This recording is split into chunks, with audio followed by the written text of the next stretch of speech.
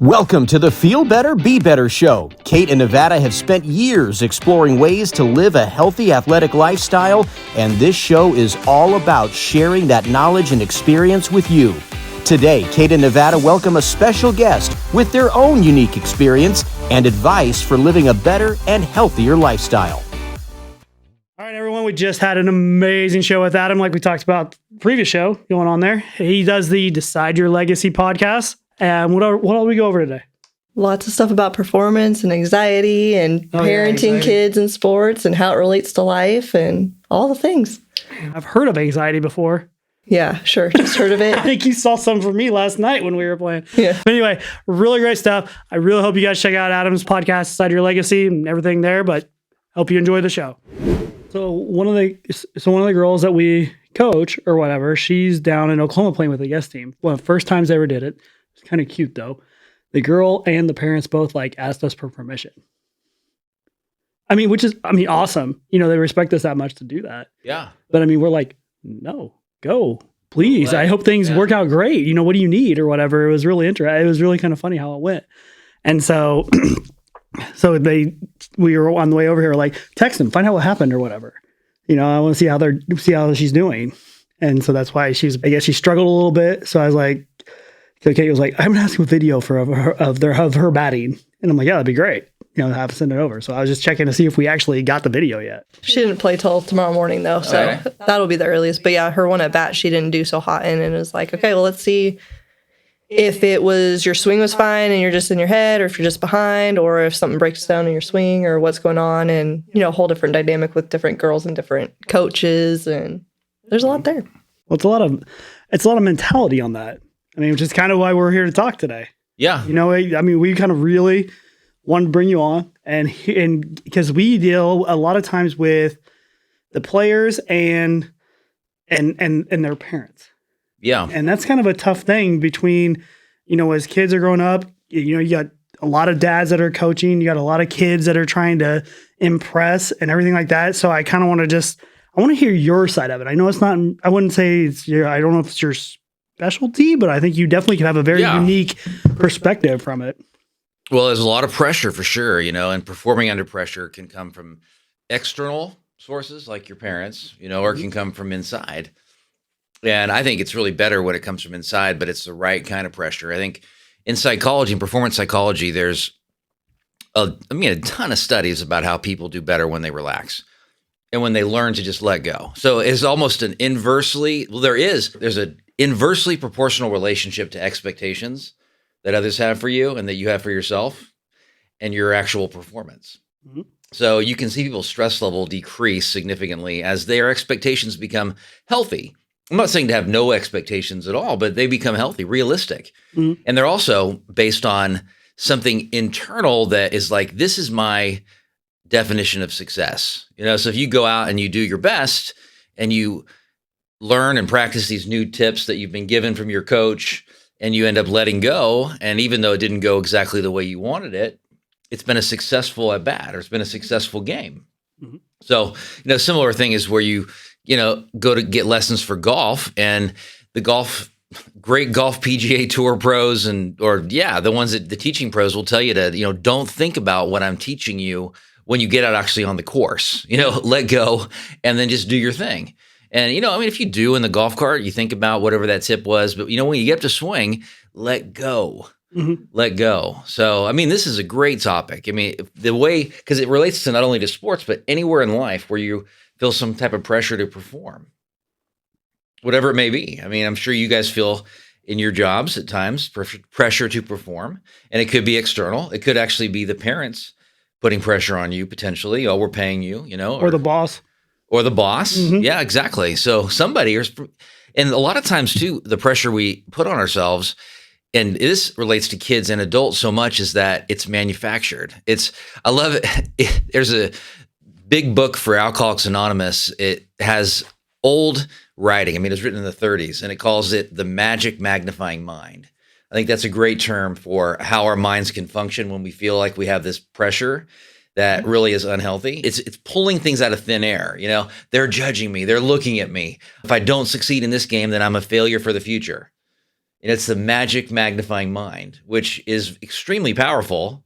And it comes from so many aspects of somebody's life. I mean, from their childhood all the way up to negative experiences they've had as adults, to situations where things didn't actually go well. I mean, I think of pro athletes at times. Like I remember this guy for the Oakland A's, which is my favorite baseball team. He got his big, contract. I mean, Davis was his last name. It was a couple years ago, actually. And he went from hitting, 40, 50 home runs a year, I believe, to just after he got the contract, I don't know whether it was him doubting himself or whether it was the actual contract and the pressure was taken off. So he didn't have any external pressure or internal pressure.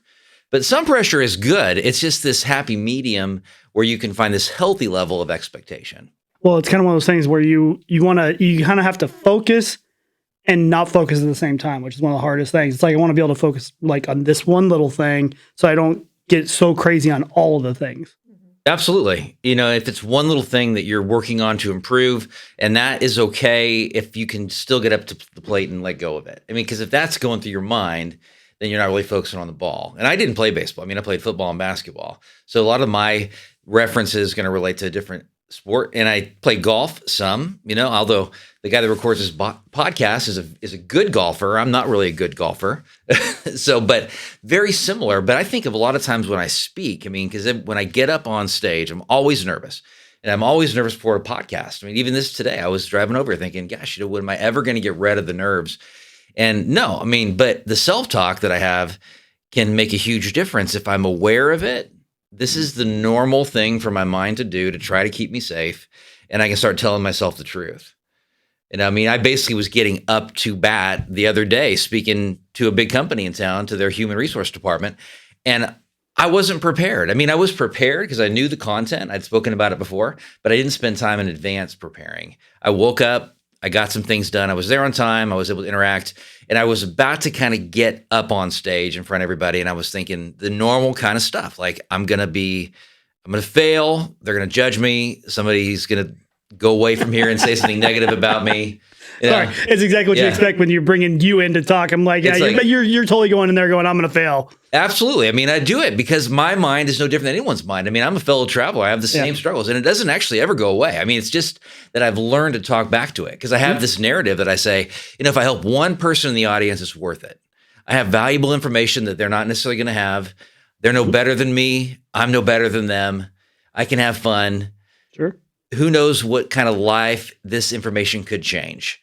I'm going to let go, and I'm going to let go of the results, which I find is a really huge concept when it comes to performing, is because the outcome is not that important. I mean, sure it is if you're, tied in the ninth inning in a Major League Baseball game, and you say that, but it's not a wild card game. Come on, I mean, no, you're right. But the whole idea on that one is it's baseball. You just got to hit the ball hard. You really don't necessarily control where it's going to go. You don't know. You can't control how the players are at. You can't control how the way they make the way they field it.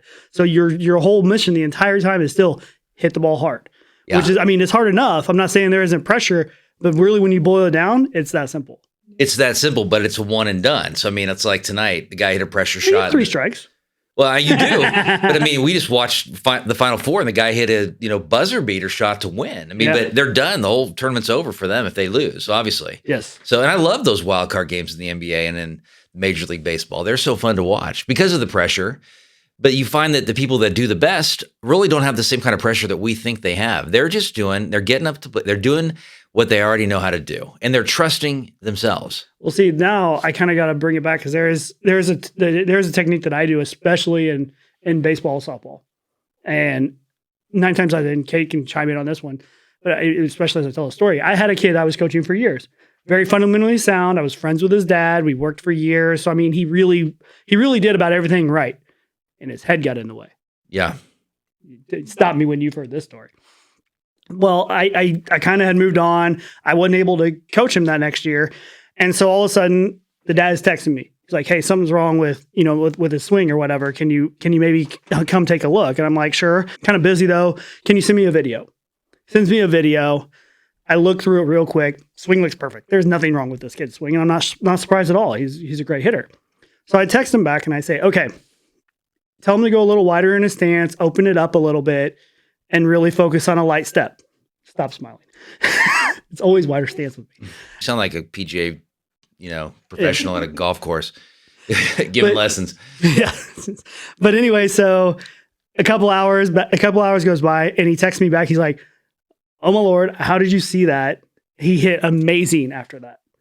And I died laughing. I told him, I was like, "I'll explain to you when I see you." Cause I wanted to make sure we were face to face when I told him this. And I'm like, "Your kid's swing is perfect. It was just his head." And I was like, and he goes, "Okay, well, why did you change something on him?" And I was like, because I wanted to give him something he could control and focus on that would get his head out of messing with this whole thing. Yeah. And that's what I try to do sometimes on some of the players where I'm just like, you know what? I'm going to just change a slight little thing so you focus on that and you forget about everything behind. That's great advice because when someone's really highly anxious, they have to do something physically active in order to get out of their head. Because when you're stuck in your head, you're away from all the other senses that you have. Touch, hearing, sight, visual, everything is in this mental process. And so if somebody can just do 20 push-ups or 10 jumping jacks, that's the way it works with our body. If we get some kind of active engagement, we're going to physically, and there's really no way around it, we will start getting out of our head if we do it. The problem is people don't do it. They think they're going to think their way out of a thinking problem. Yeah. You can never think your way out of a thinking problem. And I will say that a lot of times people who, because you go back to why do people perform well in these tough situations, those people that get up to bat in those high pressure situations, they are focusing before they get up to bat on their successes, not their failures. They have disciplined themselves to think, this is exciting. I know the game's on the line. I know it's 9-9. And if we lose, we're out. We're not, this is a wild card MLB playoff game, but they're thinking about all the times they've had successes in their life. I mean, maybe not 100%, but 80% of it. And that's where you get the excitement. I would completely agree with you, but I bet they're almost going through every scenario. Like if the guys, I'm going to see the pitch come out of the hand, so I'm going to see when the fastball is going to be coming looking like this, and that's what I'm going to see it coming in. I'm going to see it coming in this angle. When I see a curveball, that arm angle on that one, and it starts coming in a different way, I'll bet you money they're going through all those things of like, Absolutely. If he does this, I'm going to do this. If he does this, I'm going to do this. But all of those are the ways to be successful. Not, oh my Lord, what if he does this? They're not thinking that negative thing. They're going, I'm going to do this. No, exactly. And they've trained and they've prepared. And that's really the difference between trying and training. I mean, the training is so important. Life is a process. And if people and your students and the people you're coaching, they understand and their parents understand it's a process. I mean, find joy in the process, not the actual result. Let go of the result. I mean, the result's going to come if you train the right way. Sorry. Train consistently. Me and her over here are constantly just like, people are like, throw the ball to them, or whatever. You're like, I'm pretty sure the kid wasn't trying to throw the ball away from the person. I mean, like they're trying to throw it to them. That's not helping anything. Right. They're trying and then they can let go. I love when people celebrate, and even parents and coaches even celebrate the fact that somebody failed because they did get out there and take a risk and do something different, whatever it may be. I mean, so if you get people outside of softball, baseball, whatever you're coaching, and you get them to do something where they're going to fail in another area, it can help them tremendously in this sport as well. I know Kate's actually working on a program of what are the type of failures we want to celebrate on the team we're coaching right now. Oh, you're going to let me talk finally? Finally. Right. You guys are going to close your mouths for a minute? No. Sure. Yeah, we're actually, a lot of the stuff we build is to build in areas that are challenging enough that you're going to have failure, because we want to see how people adapt to it and learn from it. And it's a huge part of it. So, we have drills that people build up confidence with and can do correctly too, but failure is a big part of it. So how do you celebrate failure when they fail? Well, mostly it's just really praising their effort for being willing to try. A lot of our players, they'll get all timid and not want to try new things. But when we've been able to put them in situations like, for example, with our hitting circuits in the fall, we've done opposite hand hitting in a lot of our drills. And for a lot of kids, that's very scary, especially when you're older, like 14 years old, because you're going to suck at it. There's no getting around it. It feels unnatural. It doesn't, it's not your normal hand. And it's so interesting that when you tell them like, nope, I just want you to work on coordination. I'm not expecting you to be necessarily good or hit it like that in a game. And then they try it and then they're like, oh, I'm not as bad as I thought. And then you've got like this, okay, I'm willing to try more. And so even though they're not great at it and it's not like a success for them, they're willing to buy into like, okay, I probably am not going to be successful at that my first however many times, but I know I'm going to be able to work at it and get better at it. And that's such a different philosophy than society often portrays with the pressure we put on people. It's like this instant success. And you've never really seen somebody that's an instant success. You just think you actually have. Yeah. You perceive that way, So, like John Wooden, the famous basketball coach, you can look and say, oh yeah, he won 9 national championships. I think 8 in a row. I mean, for UCLA, but he had a significant amount of losing seasons prior to actually getting to that point, and he was almost fired. But he stuck with it, and that's the big difference between training versus trying. I mean, you're training because you know that if I keep consistently doing this, the results are actually going to come. Trying is a bad word if someone says I'm going to try, I don't really like. I mean, trying is great. I mean, try your best and all that, but overall, as like a philosophy of improving, I find that to be a discouraging word. Yeah, I like the fact that you use training. Training, yeah. I mean, it's not a bad word to use. Like, as far as like, go up and try for me, and be like, all right, I want you to go up and train. Yeah, I mean, go up and train, because that way it's the process, not the outcome. Yeah. You're letting go of the outcome, and eventually you're going to be good at it. And I mean, eventually, if you train and you do it consistently, although I still haven't gotten good at golf the way I want to. I have this goal, though, of being able to shoot consistently in the 80s by the time I turn 50, which is in 6 months. And I'm going to need some real help from Mr. Podcast Guy Brian to get there. I think you just didn't realize your training program was a 20-year program and not a 10-year program. I did not play golf as a kid. I didn't start until I was in my 40s. So, I mean, it's all right. I can give myself some grace there. Yeah. But I didn't even want to go out and hit golf balls today. I didn't go out and hit golf balls today because I was going to be embarrassed within myself because I knew that it was going to be a struggle today. And it was a really nice day. But I did do something that was scary today. I went to an improv class. Nice. It was an hour and a half, and there was a teacher that had us do these improv activities. And one of them, in fact, was when you mess up, you celebrate. You go, and you clap. And they had that aspect to it. Nice. And I was like, I got to bring every one of my clients to an improv class. This is super fun. And I went and I went to the improv place called Second City in Chicago about a month and a half ago. And that was amazing. I mean, those are professionals, of course, but this was super encouraging psychologically because it had all the right principles in place, which is that people go and they start believing in themselves. Because you can look at somebody that is in a student. And for my daughter, for example, she can and has had some struggles with getting parts in a play. I've talked about this before. She's been okay with me talking about it. And I've been really proud of her because when she's had setbacks in discouraging situations, she's never given up. She's seen that as a process, not the end result. In fact, more motivation. I sense the motivation that I'm going to get better and prove people wrong, prove the doubters wrong. Although that's kind of a bad form of motivation if it gets out of hand. Yeah. It can be good if it's tempered, like anything. I'm curious with your daughter. So do you do things of okay, so what did you learn on this scenario? I mean, do you guys get into that kind of stuff or? Oh yeah. I mean, I do. I try to listen and what did you learn? And what is your plan? Try to get her just to talk, whatever it is, and feel safe because she has a really good GPA. I mean, she's getting she has a 4.2 right now. She's a sophomore and doing really well in school. And I give her, and I know I'm cheap. I actually told a friend this yesterday. I give her $10 an A, and he's like, "Dude, Adam, you are so cheap. You forgot about inflation over the last 2 years. What are you doing?" Over the last 2 years, over the last 3 years, whatever. But so I'm gonna give her more than that. But I did text her when she told me she got straight A's again. I said, Emerson, if you get all A's or if you get all F's, my love for you and my acceptance of you doesn't change at all. It has nothing to do with that. I love you just the way you are.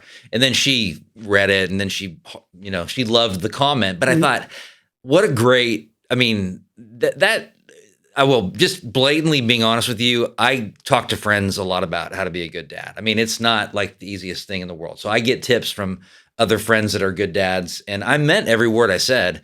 I will tell you, I've gotten advice from really good places on how to approach some parenting situations. And that's really what I want my legacy to be, is people are remembered that I valued them, not for their performance, but for who they are. And when players get that from their parents, I recently heard Adam Sandler interviewed, and he was just talking about how when he was growing up, his siblings and his parents, they were consistently, he had kind of the ideal situation with the family situation because they were consistently telling him, because he wanted to be funny. He was naturally funny, but they were telling him you're funnier than Rodney Dangerfield, man. You're the funniest guy we know. We know you're going to be successful. So he grew up with this affirmation, and it wasn't flattery. He legitimately had talent. But I think of all these people that don't grow up with that kind of affirming environment, And he was really blessed to have that kind of thing. And then ultimately went on to have and still has a very successful career.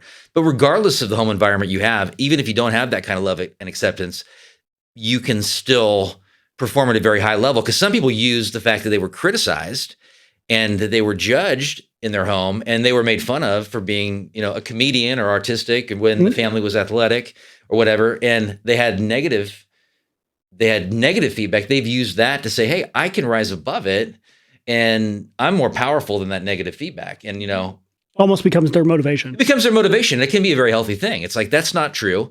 I mean, they're doing the best that they could. That was their background. I'm going to forgive them and they love me, but they just didn't know how to do it the right way. Adam Sandler's parents did for some reason, but they just didn't know how to do it the right way. And they end up saying, I believe in myself regardless of not having the affirmation growing up. Well, I think that's an important thing for parents to hear too, because so many of our parents are very well intentioned, but can put so much pressure on their kid it feels like the performance. And that might not be their intention when they're talking to their kids, but it can feel very much like the performance is what matters. Yeah. And as players, they can really internalize that. Yeah. And so I guess kind of talking to those parents, Oh man, talking or scolding? No, I'm just kidding. Well, if I think about those parents, if you spot it, you got it. So it's like they are often reacting to something that they have in themselves that they haven't worked all the way through. So they have some level of my value comes from my performance. So I'm going to put pressure on my kids to get that kind of love and affirmation from the world when they're not able to give it to themselves in the way that they need, that therefore would let them have the ability to give it to their kids. So, the most important relationship anybody ever has is the relationship they have with themselves. That's just bar none the most important relationship. And what you do is a reflection of what you think of you. So what you do is a reflection of how you feel about yourself. And so people that truly are confident and not arrogant, but they just believe in themselves, like me as a dad. I mean, I don't believe an arrogant dad. I don't believe I'm even a confident dad. I believe I'm doing the best I can. And that gives me this sense of, okay, I'm confident. I mean, it's like a confident, non-confident kind of thing. Every moment I'm confident. Well, I'm training. I'm confident. I'm training, and I'm staying in the game. And regardless of what happens and what I hear and the setback and the challenges, I'm staying in the game. And that can help me rest at night saying, okay, but it comes from this ultimate belief that, okay, I'm good enough.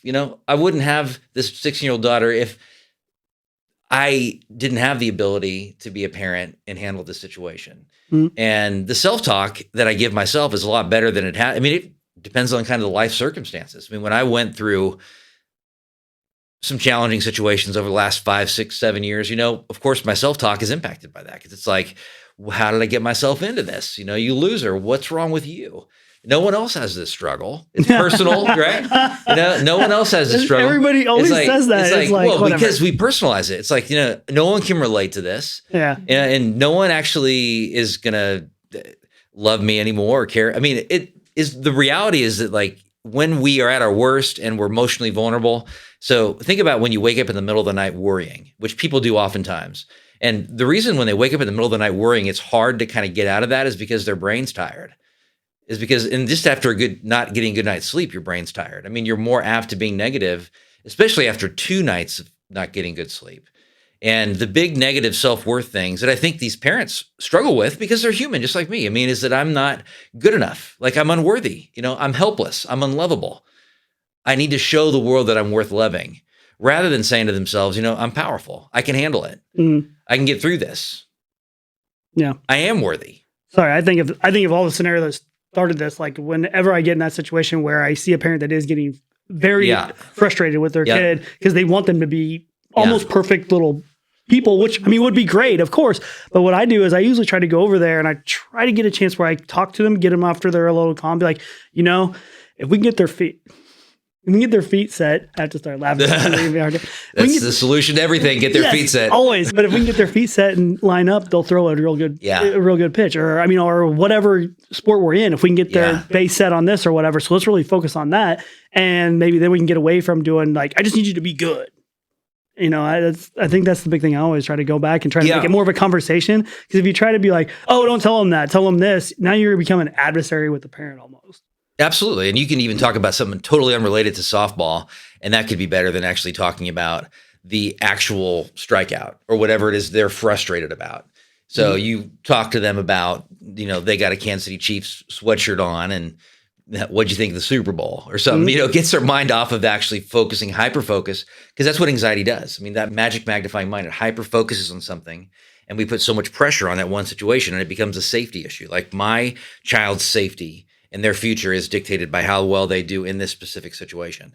When that's a fallacy. I mean, that's not true. It's totally untrue.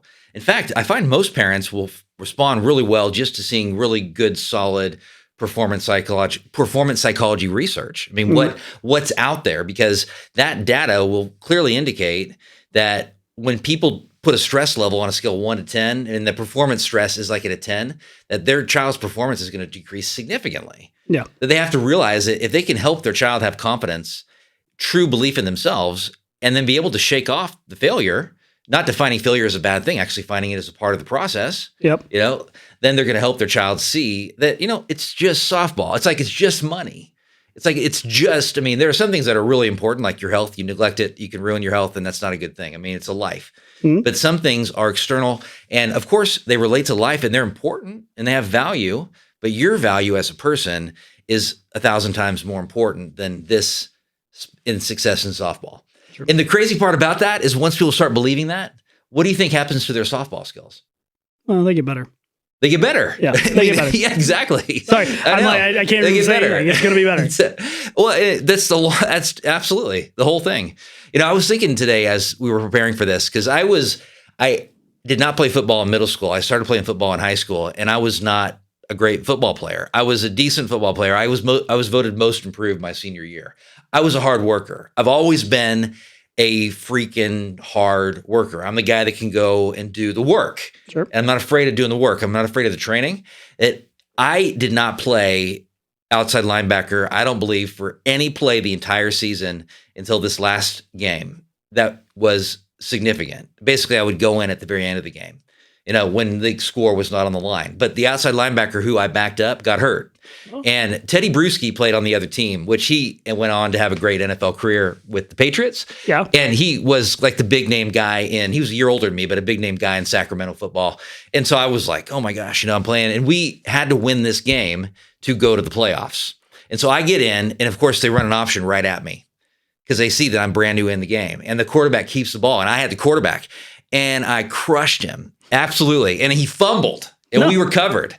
It was like that's my high school football. So you retired memory. at that point? I wish I would have, because then I played and I started my senior year and all that. And I went on and I had a good year, but I remember that I was not prepared to go in. I didn't think about it. I didn't have to worry about it. Everything was just in that moment. Okay, you're going in, Adam. Greg, you're getting in, and the game was on the line, and I made a play.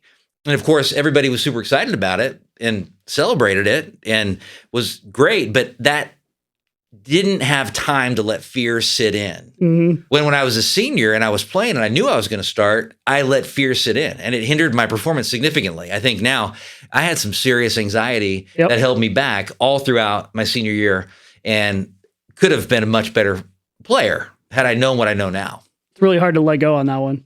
You really want to perform so well. Yeah. You just can't stop. You're just going to work yourself all the way up. I put a lot of energy into it. I was big. I weighed a lot more than I weigh now. But got better at it in some ways. But the psychological part, I didn't really get better at my senior year. I've gotten better at that as I've gotten older, and through failure, just through picking myself up. I mean, at times when I wanted to give up, because some of the big failures in my life, which I do believe are really significant, I went through a divorce. I mean, it's things that I can look at and say, gosh, I wish things were different there. I can look back now and say, okay, I don't wish that upon anybody. I still don't know necessarily why it happened. I believe there's a bigger plan, that my faith helps drive me with that. I don't understand it, but it certainly is a big part of that, what I do. It's a different kind of training you went through. It's a different kind of training. And I can look at it now and say, okay, what can I do with this to help other people? Mm-hmm. And when it's off of me, because that's the thing, when somebody's worried about performing, they're really focused on themselves. That's what they're focused on. And I don't want to call people selfish, because I believe it's important to be selfish. I believe you're the most important person you should be taking care of, because you can't help anybody else out unless you're taking care of yourself first. You got to take care of yourself. People hate hearing that sometimes because they want to just give. Some people do like to, but even in that situation, they're generally being selfish because they're getting their identity out of giving to somebody else. This is where you see parents that are, 65 and they are still involved in their kids' lives at a level that they shouldn't be involved in. They're helping them make decisions that they shouldn't be helping them make. And it's almost like they're getting their identity from that child who's 30 years old. It's almost like a vicious cycle on that. Because even the child's probably feeling a little bit of that too. Like you're saying, is they're giving them their faces. They're in there trying to do good, so that way they can seem like they look good in front of their parent or whoever else, and they're feeling that. So then they're putting on more pressure and looking there, trying to encourage them more. The more encouragement, then I got to do better, and it's almost like it continues to keep cycling on itself more and more and more almost. Oh, absolutely. I mean, it's a vicious cycle, and it can never end. Because the problem too is you have a 35-year-old kid. If you take that kind of situation, or a 30-year-old kid or whatever, and their parents are overly involved, they don't believe that they can handle the situations that they face, whether it's their job, whether it's they're a parent handling those situations, because they are always going to that source that's giving them some level of confidence rather than getting that confidence from within. Sure. And it's not that you don't go for support. We all need people. I mean, believe me, I need people to help me as a dad. I need people to help me professionally. I need friends to help encourage me when I'm down. I mean, I need people, but it's not a codependent kind of thing where they're getting their identity out of helping me. That's where the damage actually comes. In this example you were talking about here, I'm just going to assume you were talking about me because I'm going to internally focus everything. Yeah. And I'm going to take the compliment that you said 30, 35. I mean, that's what I'm going to totally do in this. Because that's how old you are. Exactly. Yeah. I'll take that compliment. A 35-year-old living in their parents' basement. Not necessarily a good thing, which is you're not living in your parents' basement, supposed to tell everybody. Are you living in your parents' basement? No, I got You pay rent I got in your an parents' upstairs basement. room. Okay. I got an upstairs room. All right. I hope you pay rent. So, oh man. I mean, sometimes when I have the money. Yeah. Occasionally. Well, you talk about parents too, is the best thing a parent can ever do to help their kids is to be happy with who they are. And kids want their parents to be happy. When parents are overly consumed in the performance of their child, that's not a person that's generally happy with who they are as a person. Mm-hmm. And so if they become confident and they become somebody that's secure in themselves, their kid's going to perform better no matter what. Yeah. It's just like if somebody's marriage improves, everything gets better with their kids. Yeah, it makes sense. And if someone's health improves, it's going to relate to not just their health, but it's going to actually relate to, let's say they lose a bunch of weight and they start running and they start doing yoga and they feel better about themselves. It's not going to just impact their health. I mean, come on. It's going to trickle into their professional life. It's going to go and help them relationally. It's going to potentially give them more confidence as they interact because they're were insecure about how they looked before or how their clothes fit them. Well, Kate, you see that all the time when people get into the dieting stuff or any of the exercise stuff. It goes from one to the next to the next.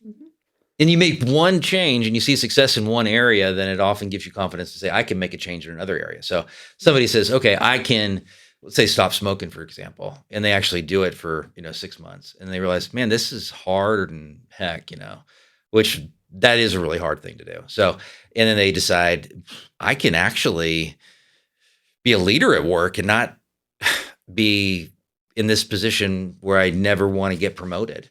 I can actually go and try to get to that next level in my job. And they realize they can do it because they have one area that they actually overcome. I love asking that question to people. Like, what is a bad habit that you have overcome overall? Because that gives them the ability to think about a way that they have overcome something in their life. Sure. And they can't say, I don't know. My clients know that. You can't say, I don't know. You can say, I got to go research that, or I need to go and spend some time reflecting on that. But you don't get to say, I don't know. I don't know to me is like, it's just a lazy word. Well, I don't want to, I can't. It's like you're avoiding the question almost. Absolutely. I don't know. And adults do that even more than teenagers. And although it's funny you say that because that's exactly what some of the kids do all the time. When you ask them, you're like, why do you do this or that or whatever? And they're like, I don't know. And it's like, no, you did it for a reason. Why did you do that? Yep. There's certain words I like all my clients to actually take out of their vocabulary. One is, I think. Let's take that out of our vocabulary. You're going to have to use that in certain situations. I get it. But instead say, I believe.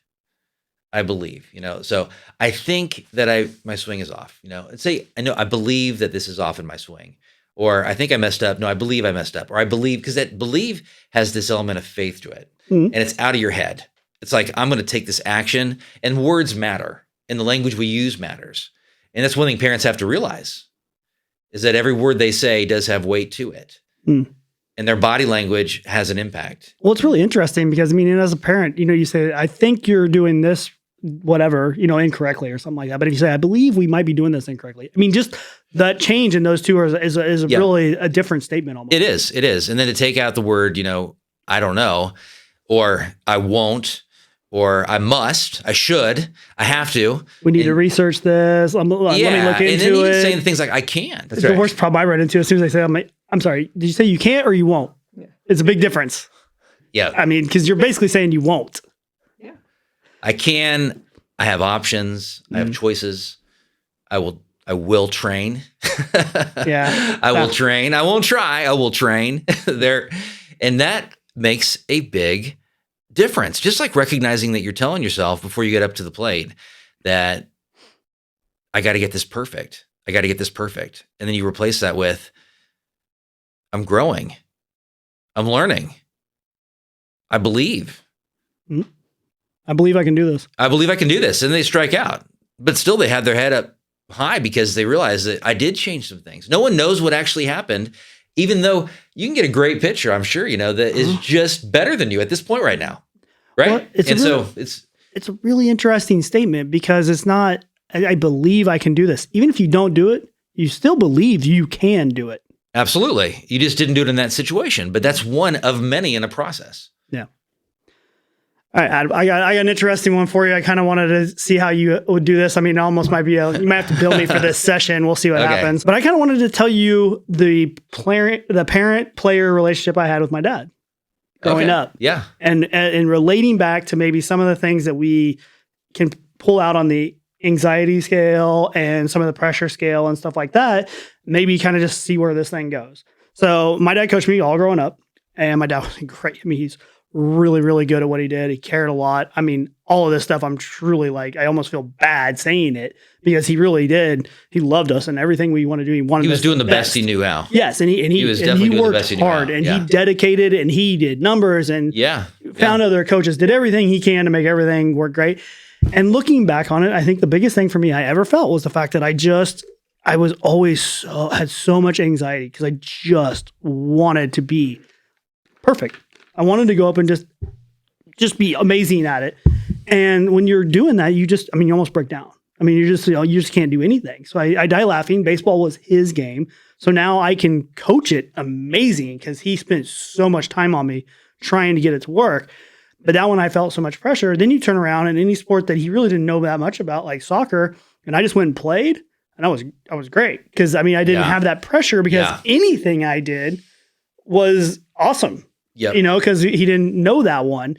And, my dad talks sense, and and we talk coaching all the time. Kate's actually sit down when we were talking about coaching. So I'm kind of curious what you might say coming from hearing that kind of story and stuff. What I might say to your dad, or what I might say either. Okay. Either. Is your dad going to listen to this podcast? He might. Okay. Well, no, actually, my dad probably will listen to the podcast. I almost hope he listens to the podcast because, I wouldn't be the man I am today if I didn't have him basically teaching me that. Yeah. Yeah. So and that's just really one of the challenging situations that we face in life is where somebody has high expectations, and the way we interpret it, because some people have parents that have high expectations, and the way they're interpreting it is they're able to shake it off and say, that's my dad's expectations and I'm going to let go. But it's hard to do that because your parents are so connected to you when you're growing up. So it's a difficult thing to do. As you get older, sometimes you can, as like a senior or junior in high school. Yeah, I do want to preface, he was very good about some of the stuff that we've talked about here. He wasn't like, oh, you need to be hitting this or you need to be able to do this.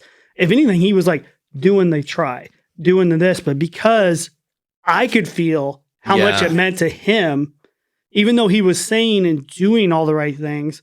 And I know deep down inside, even when I was that age, that he just wanted the best for me. Right. I still couldn't help but almost put that pressure and anxiety back on me. So even as a parent and a coach, I got to find a way to almost be relaxed, even though I need them to focus. Because I think I went through that where it was like, they said all the right words, they did all the right things, but I still felt all the anxiety. And that's the thing is that anxiety is an emotional state. Mm-hmm. It's not something that we say.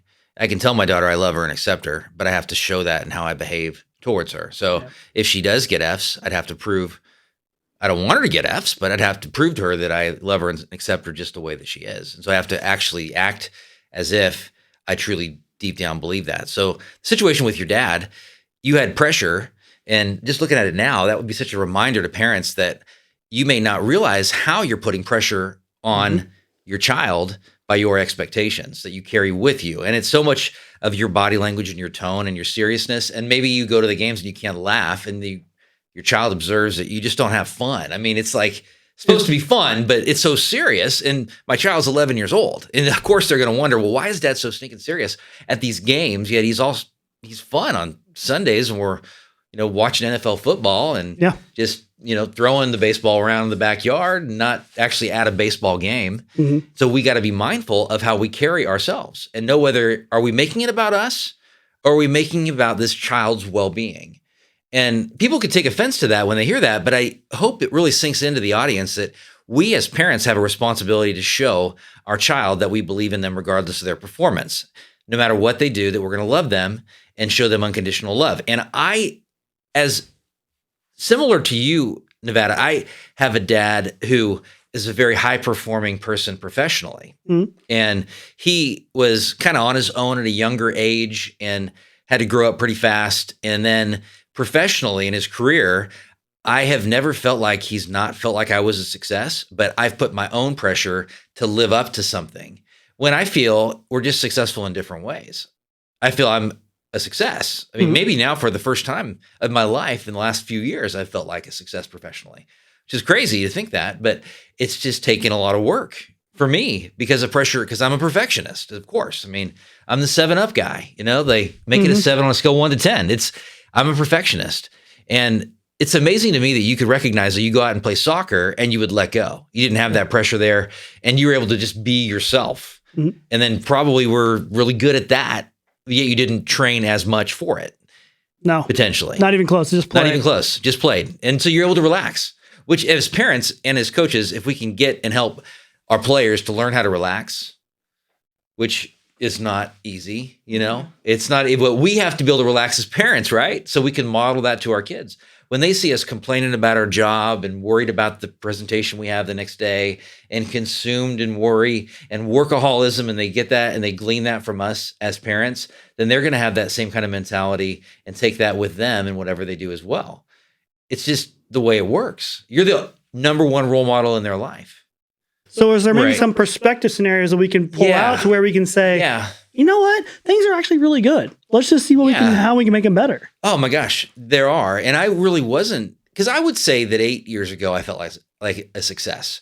And what happened is that when my personal life started to unravel, I internalized that as it was related to, and it was called, I personalized it, but I made it pervade. Pervasiveness is a real form and cause of anxiety. It pervaded my entire life. So I would look at everything through the lens of one part of my life not going well, so other parts aren't going well. And then I started to view it as being permanent. So it really took me a while to get back out of that, because I would say that I felt professionally as a success. I take that back. 8 years ago, I would have said, man, everything is great. And so how would we get ourselves, not everything's perfect by any means, but just felt like things were going well. And how do we get ourselves make a perspective shift? Well, one great thing you can do is gratitude. And of course, I mean, if you every day in the morning, you write down 5 things from the day before that were positive in your life, and you discipline yourself to do that. And then 5 things you're excited about today. That's one exercise you can do. One that I really love that I've been practicing more recently is I start to look at all the different areas of my life. So what is something that's going well and right with my health? And then I can write something physically down. So I'm a fan of physically writing it down. Psychologically, if I was coaching a softball team, I'd buy them all a green journal. And green just because that's my second favorite color. Blue's my first color. So we can buy blue, or we can buy like red. Well, blue and green, and whatever you want. But to get people to write things down, because we know that psychologically when you have pen to paper, which I got a nice pen here, and I have a journal that I carry with me pretty much wherever I go, and write it down and actually know that this is something tangible I can look at. My health, I am grateful that I have the usage of both of my hands, and both of them work, because I know people that don't. have usage of both of their hands. And then I look at like the family and friends category, and I'm grateful for my friend Ben and for how we've been friends since 5th grade. And sometimes I'm writing the same types of things down, and then I will close my eyes, or I'll go on a walk, or I'll just take my dog out to use the restroom. And it takes 5 minutes sometimes because he's old and he walks around and, sniffs before he uses the restroom. I get upset with my daughter. I'm like, because then he'll end up like having to go out like 10 minutes after she took him out. And I'm like, you didn't wait long enough. But then I'll focus and breathe and internalize, sometimes shut my eyes and just think about and that there's a power within me that is going to be coming from this place of life is good. I've never had it so good. I mean, that's the reality. It's like you can go from thinking your life is horrible and then 5 minutes later to be realizing that your life is actually really good. Yeah. Perspective is something you have to always work on. You have to work on it as if your life depends on it, because it actually really does. Mm-hmm. There's really nothing that you have more influence over than your actions, what you do with your body physically, and what you actually focus on, which is your perspective. You don't have a lot of influence over a lot of other things. Because I will tell you that I've known millionaires that have lost everything, and they've lost it. And maybe they made some decisions to over leverage and then the economy shifted, but they've lost money even just because there was a change in the leadership of the organization and they lost their job. I mean, I've heard about a guy that recently, he was one of the people that started Apple, and that when Apple started, Steve Jobs decided to give the initial, this is back when the first Apple started, he decided to give shares to certain people. Steve Wozniak was one of them. And I don't know how he had more power in that situation, but these people were all left basically without shares. And then they were sold shares from Steve Wozniak at a really, really cheap price. So they end up having some money, but I'm sure they're looking and thinking, I should be a billionaire, but I'm not, because of this one decision that was made that I had no control over legally to make, because we had voted this person into a leadership position. And when the IPO occurred, he had the rights to make those decisions. We don't have as much power and control as we really think, but we can take care of our bodies, and we can take care of our minds, and we can be around good, positive people. And we can choose to identify when we're negative and try to snap out of it by doing something physical or active, and we can decide to believe the best about ourselves and not focus on the worst in ourselves. And we have so much power. That's why I love. And another thing I would do that's a real big perspective shift is when you have these 3 big negative self-worth things. I'm unlovable, I'm worthless, and I'm helpless. And so, you read my journal. I read your journal, exactly. I'm unlovable, I'm worthless, I'm helpless. Well, I read everybody's journal, because everybody writes that in their journal if they're really being honest with themselves when they're journaling. So, they do. They do. That's why everybody's so like, oh my gosh, I will give you a $50 reward if you don't read it. I haven't read that yet. It says $50 reward. But, I have lost some journals. I don't want anyone to find them, but I'll write that kind of stuff, because that's what you want to do in a journal, is be honest about what you're really thinking and feeling. Yeah. And then you can figure out a way to say, okay, I'm powerful, I'm worthy, and I am lovable to the right people. And the right people are going to love me just for who I am, not for what I do, and not for what I give them. As I've gotten older, I'm going to be 50 in 6 months. I got a lot to do in the next 7 months, because I have some goals I haven't achieved, like shooting in the 80s consistently. But if you can tell yourself and look at yourself, and even on your phone, somehow get physically in front of the mirror and say that I'm lovable, I'm worthy, I'm not helpless, and say good things about yourself, to know what you really have as traits. Any client that's ever hired me has gotten that spiel from me. We have to figure out what is intrinsic that you like about yourself. And we have to figure out how we can get your mind off of that stuff that's negative and onto this stuff that is really inside of you, no one can take away. No. Regardless of the circumstances that happen in your life, that are out of your control in a lot of situations, because other people can make decisions that, can be ones that change your life. And so it's like, and I've had the privilege and honor of working with people that have been involved in traumatic situations that had no control over it. Being involved in shootings and when they're an employee at a bank and not a pretty sight, where multiple people have died, and being in situations where they've been abandoned by their father at a young age and never heard from him again, and then reach out when their fathers finally find him when their father's 80 years old, and You know, those kinds of things they, as a kid, had no influence over whatsoever. I think I would find that very interesting. I've seen people that have like, it almost seemed to catapult them up, and some people almost seem to break all the way down. That is amazing, isn't it? Yeah, absolutely. I mean, it's like the old story, you know, somebody grows up with an alcoholic father, two twins grow up with an alcoholic father. Guy just drunk and mean and nasty and just not a good dad. Dad dies at a young age, and then when those two twins are 32, they get, one of them's an alcoholic. His life's in shambles. He's been married twice. Doesn't have a good relationship with his two kids. Mm-hmm. And the other one's has a successful business, has a good solid marriage. Won't touch a drop of alcohol. No, I mean, he will, but just not a lot. Has a couple beers every now and then kind of thing, glass of wine. And you ask him, you know, well, you ask one brother, why are you an alcoholic? Oh, because of my dad, you know, look at what happened to me. I mean, the horrible stuff that we went through. And he asks the other brother, you know, why are you a success? And he says, because of my dad, you know, look at the challenging stuff I had to go through. And I wanted to make sure I wasn't going to be like that. Well, or I learned some lessons of things not to do. And even when you have an alcoholic father, I mean, you can look and say, because I believe truly there's a bit, and there's a bit of good in all of us and a bit of bad in all of us. I mean, everybody's got good and everybody's got bad. And some people who are psychopaths, they've just fed the bad for so long that they become BTK, or, you know, it's in people who have trauma, they can turn it to something that sells them consistently. They're unworthy, or they can turn it and say, it's not me. It wasn't my fault. Yeah. You know? And so, but the alcoholic parent, I guarantee, has a lot of good in them. And those are the things you want to remember and things they tried to do. And the great parent, like Adam Sandler's dad, seems like a great guy. I'm sure he had some bad in him. And there were times and things he said that weren't good. I hope Adam Sandler's not listening, but if he is, I mean, share this podcast with your friends. I hope he is listening. I hope he is listening too. Adam, that'd be cool, man. You got any other points you want to go over on this one? I think you got all the ones I really wanted to go over. Yeah, you know, I mean, I think there's so much to this. As a parent, I think when they listen to stuff like this, they can get really discouraged and think I've made so many mistakes because I've done it wrong. Which is one of the challenges of listening to good information, which, okay, I guess I'm flattering myself, but I believe there's value to this information here. And so and there's truth to the information we're sharing here. So you could look at that and say, well, I mean, I've already made too many mistakes, and kind of throw my hands up, and I can't really correct it now. My son's 15 and I've been doing this stuff for his whole life, right? And so I would challenge all the listeners to say, well, now is the time to start, because it is amazing the amount of change that can happen in a year.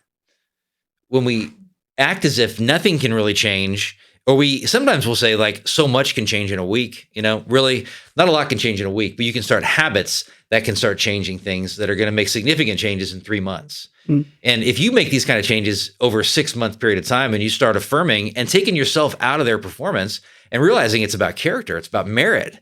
It's not about their performance. It's not about a scholarship. It's about their character. It's about their long-term well-being. Yep. And you can make it not about you and start changing that inside yourself and start changing that in the way you interact. Then you are going to have a significant impact. Even if they're 17, 18, 19, even if they're in college, if they're 25, 30, it doesn't matter what age they are. You can change now.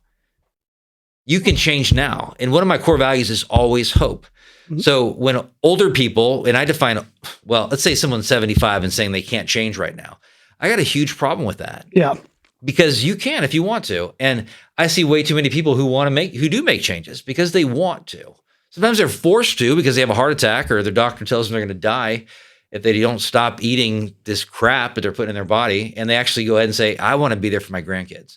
And they change and that's kind of fear-based, external motivation, but that's not going to last long-term unless it shifts to this inside of me. I want to be the best person I can be for my kids because I love myself. Because me loving myself is going to have the biggest impact on my kids. And so it becomes this selfishness for the self. It's for myself because I can be the best for other people and be a light in dark places. Yeah, I think it's interesting when I know the people talking about always say like they can't change. You're constantly changing. Everything around you is changing. The people are changing. The places Everything's are changing. Everything. You're changing all the time. And so when you're like, it's been too long, it's just the way it is. That is, again, almost like the I try. Oh my gosh, yeah. It's like, no, believe you can change something. Absolutely. And you can hear information like this, and then you get all kinds of information from external sources all the time. all this kind of information. But then you hear something and it resonates, and it's this inspiration. And so for everyone listening here, you go with what is inspiring from today and you make that change. And then, because we can be so stinking indecisive, we can say, yeah, I'm going to make these changes with my kids. I just know this stuff is true. I've been too hard on them. It's been about me. They're going to perform better when I start just giving this unconditional acceptance and everything. And really, that's information that they have. And if it's also mixing in with inspiration, then go with that, because you're going to wake up tomorrow, or you're going to go coach the team the next week, or you're going to go talk to your kids the next day, and you're going to forget all that stuff. Unless it becomes inspiration in spirit within, not this mental thing. Because that's why we're so stinking indecisive, is because we're just stuck in our heads, and our heads are lying to us, because 95% of that crap in there isn't true. It's just stuff from our past. It's just stuff we've been told. It's just stuff the media puts in our heads. It's just stuff that our parents put in our heads. You know, even though it was their intentions were good to help us, we can still get a bunch of crap from all kinds of sources.